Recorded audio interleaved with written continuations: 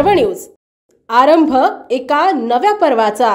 कशासाठी आले होते आणि काय विधानसभेची तुम्ही तयारी करताय खडकवासला? नाही, आता इलेक्शनचा प्रोग्राम जाहीर झालाय आणि त्या जाहीर झालेल्या प्रोग्राममध्ये तुम्हाला सगळ्यांना जाणवतंय की बाबा त्याच्यामध्ये वेळ खूप कमी दिलाय।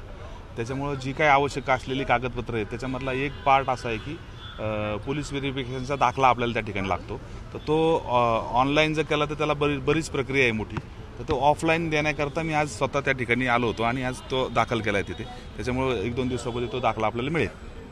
दुसरे की तुम्ही 32 गावांसंदर्भात काही आक्षेप घेतलेले आहेत, काल शिवतारेंनी त्याचा जल्लोष केला आहे। हां, विषय असा झाला आहे की तो त्यांनी आता काल पाहिलं तुमच्या चॅनलला पाहत होतो की गुलाल उधळून वगैरे काहीतरी जल्लोष करायचा प्रयत्न केला। हा त्यांचा तो शेवटचा गुलाल आहे, कारण का त्यांना माहिती होतं की बाबा इथून पुढच्या काळामध्ये आपलं काही सरकार येत नसते। त्याच्यामुळे त्यांनी शेवटच्या दिवशी काहीतरी प्रलोभन दाखवायचा प्रयत्न केला, पण ती प्रलोभनं नाही येत तर खऱ्या अर्थाने ती आमच्या गावांच्या जी गावं आलेली आहेत त्याच्या गावांच्या लोकांबरोबर, त्यांच्या भावनेबरोबर, त्यांच्या विषयांबरोबर हा खेळ आहे। खऱ्या अर्थानं जर त्यांना मदत करायची होती तर त्यांनी तो टॅक्सचा जो ठराव पाठवला तो ठराव करून पाठवायला पाहिजे होता। तर ते पत्र पाठवलं किंवा त्या ठिकाणी दोन्ही सभागृहामध्ये, शासनाच्या दोन्ही खालच्या वरच्या सभागृहामध्ये त्याचा कायदा बनवून त्यांनी जर पाठवला असता तर खऱ्या अर्थानं तिथं टॅक्सला रिलीफ मिळाला असता। पत्र पाठवून कुठल्याही टॅक्सला रिलीफ मिळत नाही। तुम्ही बघितलं असेल तर मागच्या खासदारकीच्या इलेक्शनच्या अगोदर सुद्धा त्यांनी एक मुख्यमंत्र्यांनी असं एक पत्र पाठवलं होतं, त्याचं कुठल्याही प्रकारचं इम्प्लिमेंटेशन महानगरपालिकेमध्ये झालं नाही। आणि जसं पिंपरी चिंचवडला त्यांनी टॅक्समध्ये जो दिलासा दिला किंवा अनधिकृत बांधकामाचा तिप्पट टॅक्स जो कमी करून त्यांना जे कायदा बनवला, तर ॲक्च्युली त्यांनी दोन्ही सभागृहामध्ये त्याचा कायदा बनवून ते कायद्यात दुरुस्ती करून त्यांना तो त्या ठिकाणी दिल्यामुळं पिंपरी चिंचवडला, अख्ख्या महाराष्ट्रामध्ये फक्त पिंपरी चिंचवडलाच असं आहे की अनधिकृत बांधकामं जी आहेत त्याचा तिप्पट टॅक्स न आकारता सिंगल पटीने तो टॅक्स आकारला जातो। आणि पुणे महानगरपालिकेमध्ये का आकारला जात नाही तर पहिल्यापासून जर बघितलं असेल तर ही जी संपूर्ण जी गावं आहेत ही एक राष्ट्रवादीच्या विचाराची गावं असल्यामुळं त्यांना घ्यायला सुद्धा त्यांची अडचण होती किंवा ते घेत नव्हते। महानगरपालिकेमध्ये त्यांची बऱ्याच दिवस सत्ता होती आणि कोर्टाच्या रेट्यामुळं त्यांना ही गावं घ्यायला लागली, कारण का इथं संपूर्ण मतदार हा राष्ट्रवादीच्या विचाराचा असल्यामुळं कायम त्यांच्यावर अन्याय केला जातो। पण मी त्या नागरिकांना तुमच्या सगळ्यांच्या माध्यमातून सांगू इच्छितो, आता फक्त 2 महिने राहिलेत, आता सरकारसुद्धा आपलं येणार आहे। त्याच्यामुळं तुमचे जे विषय आहेत ते प्रामाणिकपणे त्या ठिकाणी सरकारमध्ये कायदे बनवून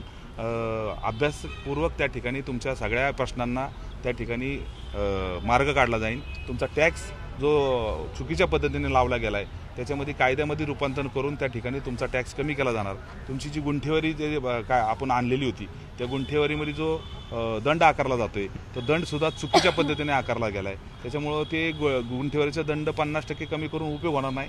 त्याची जी आकारण्याची पद्धत आहे तीच चुकल्यामुळं मोठ्या प्रमाणामध्ये त्या नागरिकांना गुंठेवारी कायद्याचा फायदा करून घेता येत नाही। आणि जी अनधिकृत बांधकाम झाली याला जबाबदार शासन आहे। त्याचं कारण असं की शासनाने एवढे DP ज्या गावांची आत्तापर्यंत गावं येऊन 4-5 वर्ष झाली तरी देखील त्यांच्या DPला हात लावला नाही किंवा DP मंजूर केला नाही। त्याच्यामुळं त्या गावांमध्ये प्लॅन पास होत नाही आहेत किंवा मोठ्या प्रमाणामध्ये त्या ठिकाणी नागरिकांना हॅरेस केलं जातं आणि अनधिकृत बांधकामाची संख्या ह्या शासनाच्या ह्या नाकर्तेपणामुळे झालेली हा आमचा त्यांचा आरोप आहे।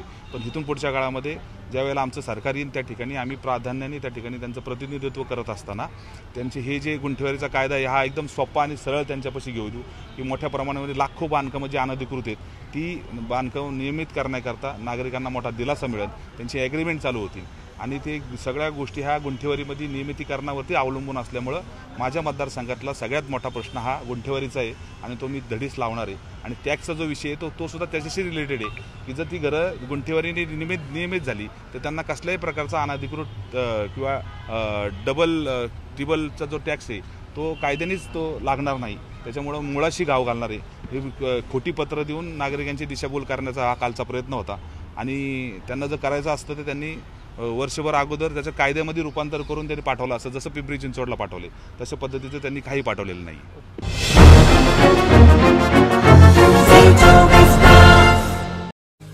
पुणे शहरातील आणि जिल्ह्यातील महत्त्वाच्या आणि ताज्या बातम्या पाहण्यासाठी आजच आमच्या आरंभ पर्व न्यूज चॅनलला YouTubeवर सबस्क्राईब करा आणि बेल आयकॉन प्रेस करा।